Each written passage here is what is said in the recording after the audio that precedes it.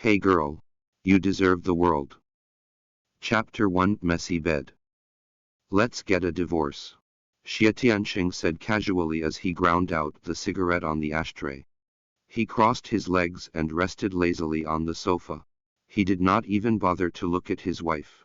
Xia Muqing, whose face has ashened like all the blood has been drained from her face, with her lips pursed tightly.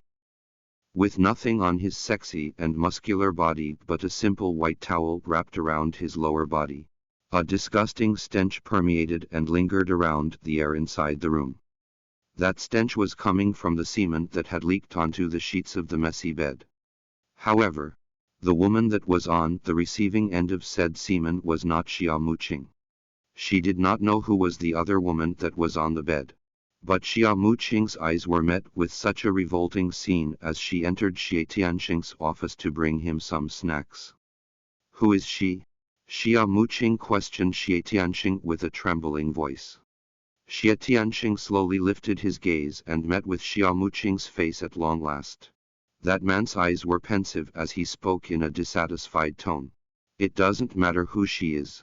What matters the most is that we are getting a divorce. Muqing's grip tightened around the reusable bag in her hand and was stunned for a moment. Tears welled up in her eyes. Xie Tianxing. What is marriage to you? Who am I to you? Xia Muqing. Stop embarrassing yourself. You should know better that you are nothing to me. I wouldn't have married you if not for the sake of the Xie family. So, the only reason he married me was because he wanted to utilize my family's influence to assist his own family. Is that why he's reluctant to caress my body even after 2 years of marriage? That's why he wanted our marriage to be held privately without being known to the public. Muqing's hands were shaking as she could not contain her tears from falling continuously. All right. Is that what you wanted? You wanted a divorce. Xie Tianxing. I will grant you your wish. Xia Muqing forced herself to speak with a steely voice. But her voice came out trembling. Xie Tianxing was astounded by her alacrity. He curled his sexy lips the next second and said, Very well. I'll see you tomorrow at 9 o'clock in the morning in front of the Civil Affairs Bureau. I'll see you then. Xia Muqing's fists tightened. She turned around and stepped out of the office immediately. There was absolutely not a chance that she could stand being inside that room with the heavy and unbearable atmosphere. If she had stayed any longer, the pressure inside the room would surely suffocate her. However, tears started streaming down her cheeks like a broken dam as soon as she slammed the door shut.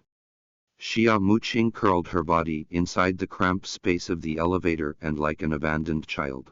She cried hysterically in anguish. Ding! Her ringtone reverberated inside the elevator as the relentless sound stung her ears. She did not want to answer the call. But the other person was determined to dial her number until Xia Muqing answered the call.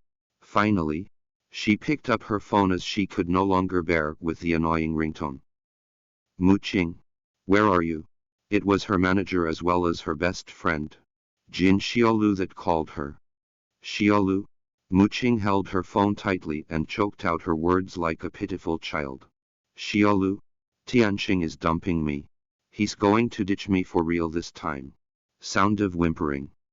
Jin Xiaolu was silent for a few seconds as she listened to Muqing's sobs. That heartless man.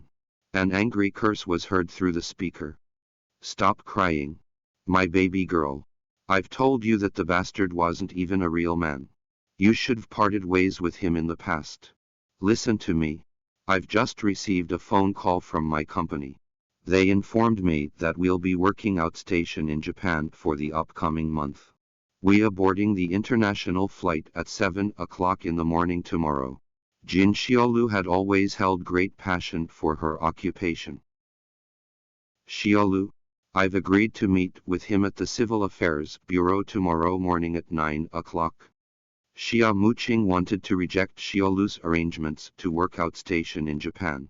She knew that she would not be able to focus on her work under such conditions. Jin Xiaolu kept quiet for a long time before she spoke again. Muqing.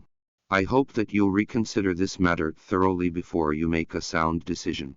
I know that you've always wanted to become Xie Tianxing's wife in the last 2 years. But that man has rejected you now. You should start thinking for yourself. This trip to Japan would be a great stepping stone for your career advancement. Also, you can sign the divorce paper at any time. It doesn't have to happen tomorrow. Am I right? Mull this over, then only make up your mind. At 10 o'clock in the night, Muqing returned to the empty and deserted home as usual.